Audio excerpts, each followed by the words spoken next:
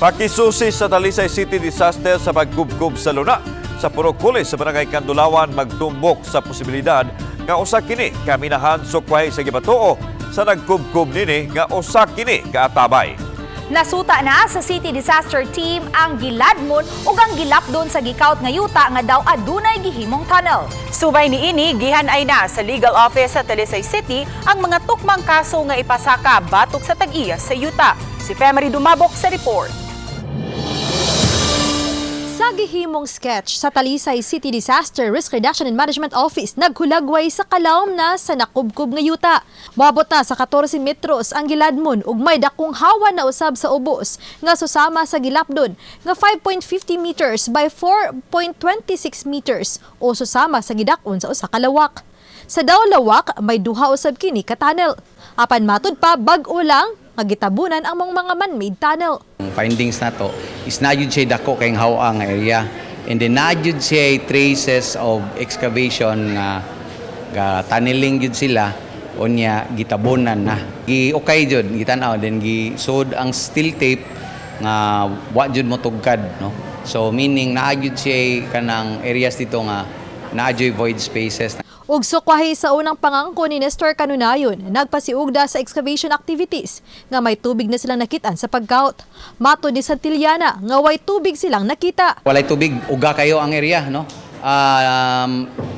And ang elevation sa sapa is mas ubos ra kayo compared sa kay ang sapa is more than 20 meters man tugikan sa riverbank. Ganihang buntag, nakigtigom sila si Santillana, Talisay City Legal Officer Attorney Giovanni Susosco o Kandulawan Barangay Captain Josefina Conchal sa kapin 50 ka mga residente haduol sa excavation activities nga nabalaka sa ilang kaluwasan. Ilang gipaybawang resulta sa ilang pakisusi ug sa rason nga di sila angayang mabalaka. Samtang naguwat usab sila sa finding sa Mines and Geosciences Bureau nga miuban sa pakisusi nga gipasiugdahan sa CDRRMO gahapon. Magbara ma'am. Magbara ya mga alaon na sa kadlawon niya. Kung unsa jud karon na may murag magbara niya, wala ra sa akong anak makamata sa makulbaan sad ma'am oy niya. Ang amo lang jud ma'am seguridad lang jud namo ma'am ba nga safety ba or unsa jud mi diha ang pagkabutang.